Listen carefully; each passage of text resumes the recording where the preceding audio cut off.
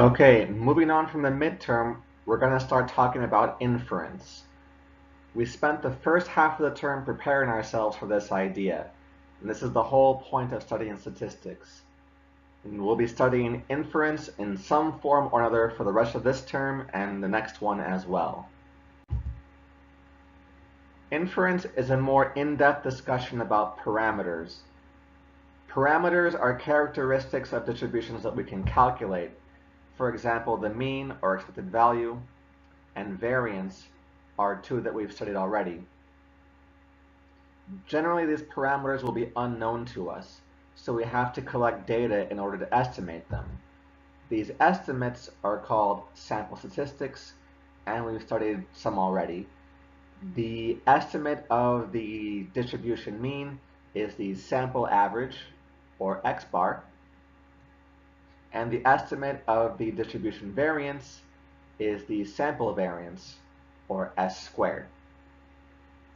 The parameters are often also called the population mean and population variance. It's the same thing. Let's suppose, for example, that we want to study the sugar consumption for all Thai people. Then the parameter mu represents the average sugar consumption of all Thai people, and the parameter sigma squared represents the variance of sugar consumption for all Thai people. You can probably see now why many books call them population mean and variance. Now, if we could actually measure this for every single person in Thailand, then we wouldn't need to study statistics. We could calculate mu and sigma squared and know everything about sugar in Thailand. But it would be nearly impossible to measure this for all 70 million plus people that live here. So we measure the sugar consumption of a much smaller number of people called the sample. And from this data, we can calculate the sample mean and sample variance, and hopefully these estimates are close to the population mean and variance, but we'll never know for sure. But we've learned about probability, so we can say with some confidence what is likely and unlikely. Okay, sample statistics should be near the parameters, but how close? Well, that's what we're going to try and figure out. Let's look at an example here with a population mean of IQ scores. The sample average is called a point estimate because it's one number that's our best guess. But we have no idea how close it might be to the population mean. It would be better to have a range of values instead of just one number, and this is called a confidence interval. It's made so that it has a high probability of containing the unknown mean of all IQ scores. This probability is called the confidence level. The most commonly used confidence level in the real world is 95%. But you could choose something like 90% or 99%. It depends on how sure or confident you need to be. Since we're using probability to construct this interval, we need to remember some of the important facts from the central limit theorem. The distribution of an average is approximately normal with this mean and this variance, and therefore this standard deviation. So when we create z, we're going to subtract the mean and divide by this SD. Okay, let's continue with the IQ example. We have a known standard deviation of 15, that's the population standard deviation, and a sample size of 25 random students, and their sample average was 104. Now we're going to make the 99% confidence interval. Every confidence interval problem begins the same way, with a statement about probability. Since we've chosen 99% confidence level, we need the middle 99% of the z distribution. Well, if there's 99% area in the middle, then there's 0.5% in the left and right tails. That means z is plus or minus 2.576. Now we're going to replace z with its formula. And now we can plug in the numbers from the question. We can plug in x bar, sigma, and n. And the only thing left to solve for is the population mean. So we can solve for that.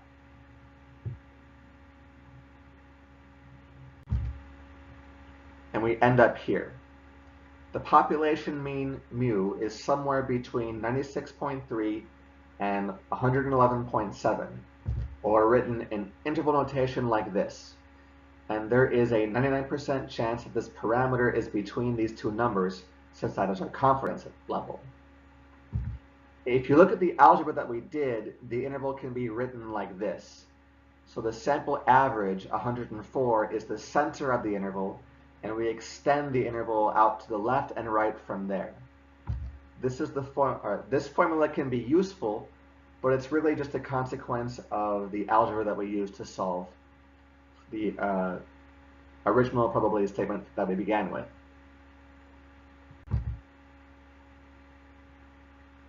Okay, this is not a very useful interval. Saying that the mean IQ score is somewhere between 96 and 112 with 99% confidence it's painfully obvious.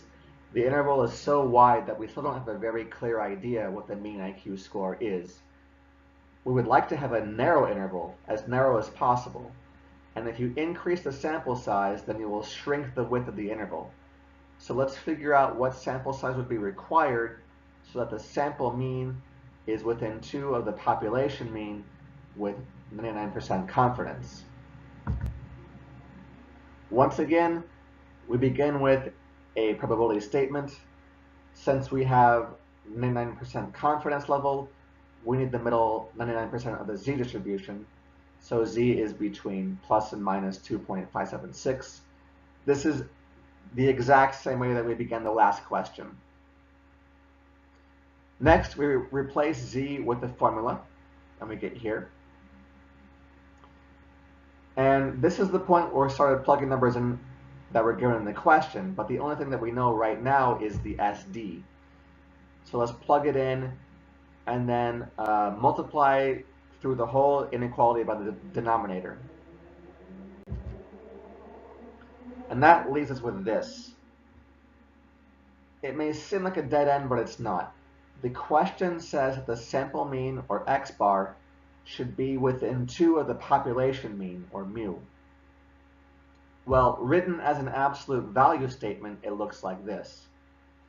If one is within 2 of the other, then the absolute value of the difference must be less than 2. This means that the difference must be between plus and minus 2. Does this look familiar yet? This inequality looks just like this inequality now. So this expression must equal 2. You should also recognize that this expression is the half-width of the interval. So all we have done here is to set the half-width of the interval equal to 2. And now we can solve for n. After solving, we get n is equal to 374, rounding up. And this is the sample size required in order for the half-width of the interval to be so small that it's only 2. And if the half-width of the interval is equal to 2, then x bar is within 2 of mu. So if we use a sample size of 374, then we'll be 99% confident that the sample average IQ will be within 2 points of the population IQ average. Okay, let's try a new kind of question. This time I know the sample size is 80 and the SD is equal to 1.7. But this time we're given the confidence interval and we have to work backward to find the confidence level. Let's first look at the interval. The center of the interval is 8.1. And this is also therefore the sample mean, or x bar. Now we can rewrite the interval as 8.1 plus or minus 0.442. So the half-width of the interval is 0.442. And let's focus on that. It's equal to z times the SD over root n. So now we can plug in the SD and n and then solve for z.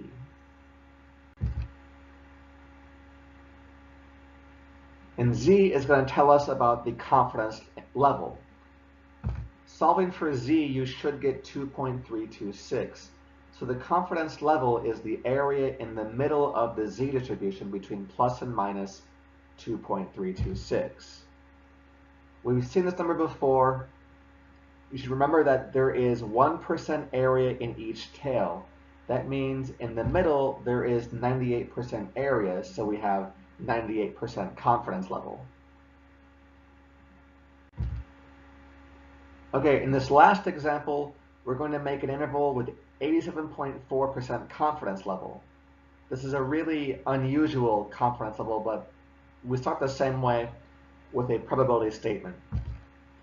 So we need to figure out what values of Z give us the middle 87.4% of the distribution. The remaining 12.6% area is divided equally among the left and right tails, so there must be 6.3% in each tail. If we look through the Z table for that particular area, you'll find it exactly at plus and minus 1.53. So now let's replace Z with its formula and plug in the other numbers. We're given the SD and the sample size in the question, and we already figured out that X bar is 8.1.